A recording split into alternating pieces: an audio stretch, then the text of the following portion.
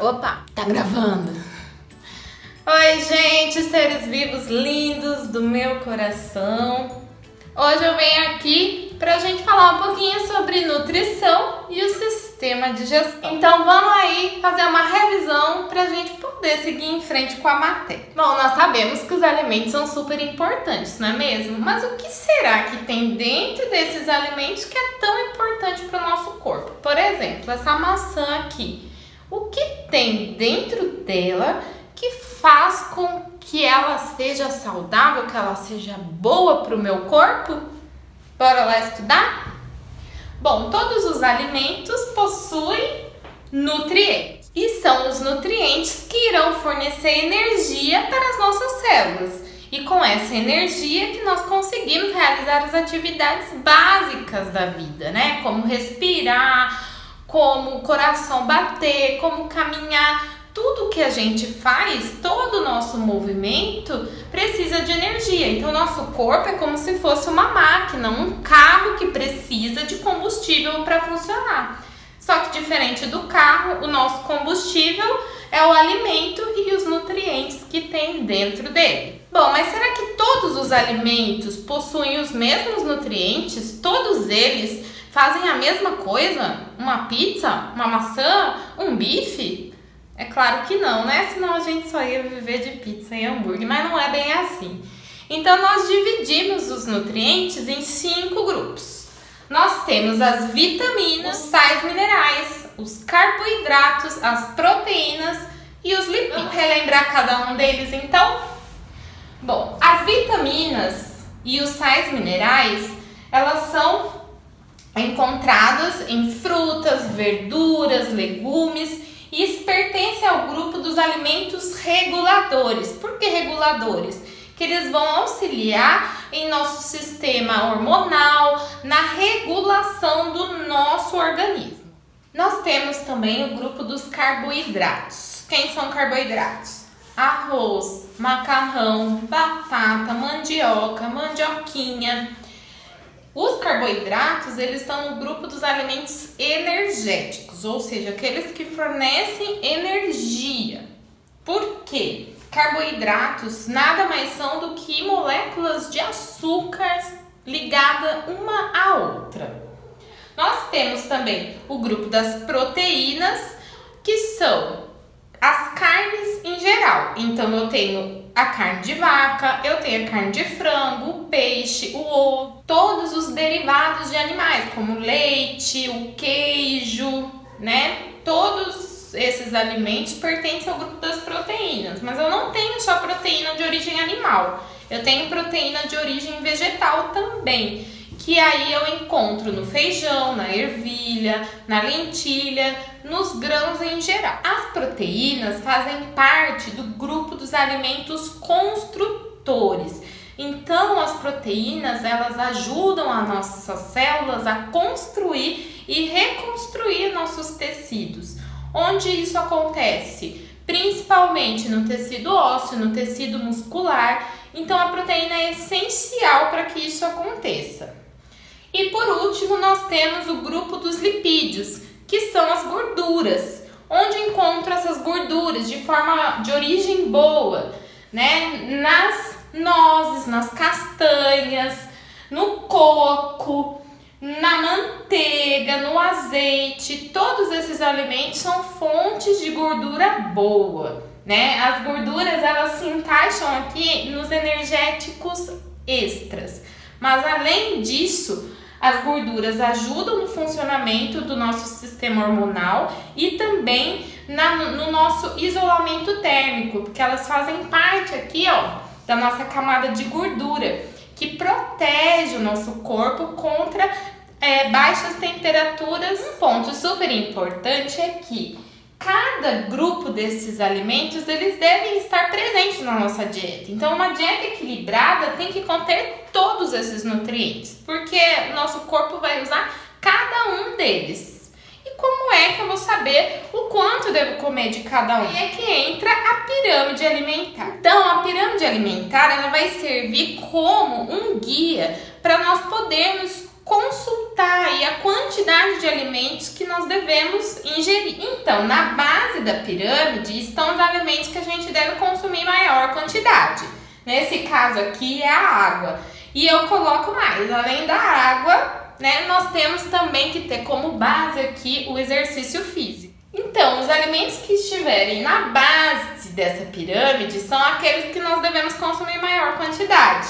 Quanto mais para cima da pirâmide, menor a quantidade eu devo consumir. Então, aqui no topo eu tenho os energéticos extra, que entram aquelas gorduras boas e também aquelas tranqueirinhas que a gente gosta de comer por aí, né? Como um chocolate, um sanduíche, uma pizza. A gente pode comer, só que tem que comer com equilíbrio. Bom, com a pirâmide alimentar nós conseguimos ter uma ideia das quantidades, mas, né, não é exata, não é uma quantidade exata.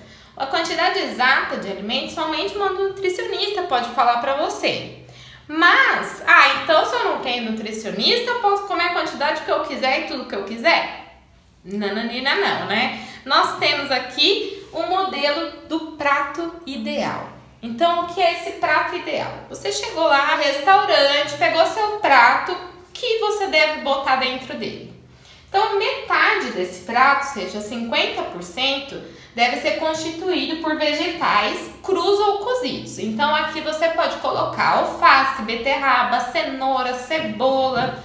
A outra metade é dividida em 3 partes. Então, eu tenho 25% de carboidrato, aqui você pode colocar o arroz ou o macarrão. E a outra parte são as proteínas. E dentro dessas proteínas eu devo dividir em proteína vegetal e proteína animal. Então, aqui entra o feijão e a carne. Então, esse é o modelo de um prato equilibrado e ideal aí para manter a sua saúde em dia. Bom, agora a gente já sabe do que os alimentos são compostos. Nós sabemos que dentro dos alimentos existem nutrientes. Mas como é que esses nutrientes chegam até o nosso corpo, não é? Porque se eu pego uma maçã, ela não vai entrar e sair da mesma forma, não é mesmo? O que acontece? Qual o processo que acontece aí para o nosso corpo conseguir absorver o que ele precisa e eliminar o que não precisa? Nós chamamos esse processo de digestão. Nós dividimos a digestão em 2 tipos. A digestão mecânica e a digestão química. Qual é a diferença entre eles? Quando eu pego a maçã, eu dou uma mordida nela, o que a gente faz? A gente mastiga. Essa mastigação, essa trituração do alimento, ela faz parte da digestão mecânica. Porque é o meu dente que está trabalhando ali, quebrando o alimento mesmo. Então, eu pego aquele alimento grande e quebro em pedaços menores. Outro movimento que o nosso corpo faz, que também é considerado digestão mecânica, são os movimentos peristálticos. Todo o nosso tubo digestório ele é revestido por músculo. E esses músculos, eles apertam o alimento de uma forma que, além de ajudar a triturar, ele ainda faz com que o alimento desça até chegar ao estômago e depois no intestino. E nós temos também a digestão química. O que é essa digestão química? É a quebra dos alimentos, é a quebra das moléculas dos alimentos através das enzimas. O que as enzimas vão fazer? Nós já vimos lá no comecinho do ano que os alimentos, os nutrientes, como carboidrato, proteínas, são moléculas complexas, ou seja, elas têm várias ligações. E eu preciso quebrar, né? Porque eu não vou conseguir digerir uma maçã inteira. Eu vou ter que quebrar para conseguir absorver o nutriente, que é uma molécula mínima. Então, nesse exemplo aqui, eu tenho uma molécula de carboidrato. Então, um carboidrato complexo com 4 pequenas moléculas de açúcar, todas elas ligadas entre si. A enzima ela vai funcionar como uma tesourinha. Ela vem e quebra essas ligações, transformando o carboidrato em moléculas menores. Então, eu transformo uma molécula grande em uma molécula pequenininha que meu corpo consegue absorver. E é a enzima que vai realizar esse papel. Então, cada enzima é responsável por cortar um tipo de cordinha, né? Eu não tenho uma única enzima que corta tudo. Então, o carboidrato tem uma enzima, a proteína tem outra, e assim como várias outras moléculas do nosso corpo. Antes de começar a estudar efetivamente o processo de digestão, a gente precisa conhecer quais órgãos participam, né? Que órgão dentro do meu corpo que faz parte desse processo. Então, aqui nós temos os órgãos que efetivamente participam, ou seja, os órgãos onde o alimento realmente passa, e nós temos também os órgãos anexos, que são aqueles órgãos que o alimento não passa por eles, porém, eles exercem um papel fundamental em todo o processo. Então, ó, começando aqui, nós temos a boca, que é a porta de entrada dos alimentos, né? Seguindo, glândulas salivares. Quando a gente vê aquela comida gostosa, que a gente fala que dá água na boca, o que é? São as glândulas salivares já preparando o nosso sistema digestório para poder comer. Porque a saliva, ela tem enzimas que vão ajudar a quebrar o alimento. Então, é por isso que quando a gente passa, sente um cheiro gostoso, vê uma comida apetitosa, a nossa boca enche de água. Quem libera essa saliva são as glândulas salivares. Nós temos 3 glândulas salivares aqui. Nós temos também a faringe, o esôfago, o estômago, o fígado, que é um órgão anexo. Nós temos aqui o pâncreas, aqui o intestino grosso, o intestino delgado, o reto e o ânus, que é por onde o alimento será eliminado. Bom, agora que a gente sabe, né, qual é a estrutura, qual é a anatomia do nosso sistema digestório, a gente viu que ele começa pela boca e termina pelo ânus, então é como se fosse um caminho tortuoso aí, cheio de tubos e mais tubos até chegar no seu destino final. Mas como é que o alimento percorre esse caminho? Como que o nosso corpo faz com que esse alimento seja digerido, seja eliminado da forma correta? Então, tudo começa pela boca, pela mastigação. Então, é na boca que a digestão começa, porque ao liberar a saliva, eu já começo a digerir esse alimento, tanto mecanicamente com os dentes, quanto pela enzima presente na saliva. Essa enzima presente na saliva é a amilase salivar e ela é responsável por iniciar a digestão dos carboidratos. Então é importante essa etapa, porque aqui eu já começo a quebrar aquelas moléculas. Então por isso é importante mastigar bem os alimentos para a sua digestão ficar completa. Após a mastigação, esse alimento ele vai ser engolido ou deglutido. E quem faz isso é a língua. Então, quando engole guspo aí na sua casa agora, quando você engole o guspo, a língua sente que ela vai para o céu da boca ali, ela empurra, né, esse alimento para baixo. É exatamente o caminho aqui. Então, eu tenho o alimento, a língua aqui, a língua vai empurrar esse alimento para descer através do esôfago, porque esse alimento precisa chegar no estômago.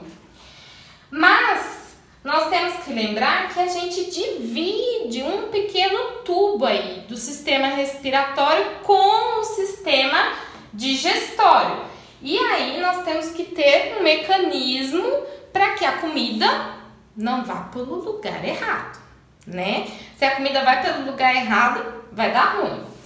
E a gente tem esse mecanismo que é chamado de epiglote. Então, a epiglote, quando a gente engole o alimento, ela bloqueia as vias aéreas, ou seja, ela bloqueia a passagem para o sistema respiratório. E é por isso que a gente não consegue engolir e respirar ao mesmo tempo. É impossível. Se você conseguir fazer isso, você vai afogar certamente. Então, a epiglote que está aqui, ela é uma cartilagem que vai controlar aí quando entra ar, quando entra comida. Bom, Passou aqui, a epiglote fechou a laringe para que o alimento não entre pelo cano errado. Esse alimento vai seguir pelo esôfago até chegar ao estômago. Como esse alimento vai chegar até o estômago? Através dos movimentos peristálticos. Então pensa que você está pegando uma pasta de dente. Quando você aperta essa pasta lá no finalzinho dela, a pasta pula aqui, né? Então conforme você vai apertando, a pasta vai saindo. O movimento peristáltico é parecido com isso. Então o esôfago, ele vai apertando esse alimento até chegar no estômago. E agora, esse alimento não é chamado mais de alimento, e sim de bolo alimentar, porque agora ele já está envolvido com várias outras substâncias, como a saliva e enzimas. Aqui é um exemplo de como o movimento peristáltico funciona. Então aqui eu tenho um alimento, eu vou contrair o esôfago, o alimento desce. Contrai mais um pouco, o alimento desce. Assim, ele vai fazendo até chegar no estômago. Quando esse bolo alimentar chega no estômago, ele vai se misturar com o suco gástrico, que é produzido pelo próprio estômago. Ele é um suco muito ácido, então ele vai promover aí a quebra de moléculas, principalmente de proteínas, porque nesse suco eu tenho enzimas que cortam as proteínas, e esse bolo vai se transformar então em quimo. Então quando ele chega no estômago é bolo alimentar. Dentro do estômago, através da ação mecânica do movimento peristáltico, mais a ação química do suco gástrico, que eu tenho ácido clorídrico e enzimas, esse alimento se transforma no quimo. E agora ele já está muito quebrado. E aí, saindo do estômago, ele vai para onde? Para o intestino delgado. E aqui, gente, o intestino, ele é o principal ator de toda essa história.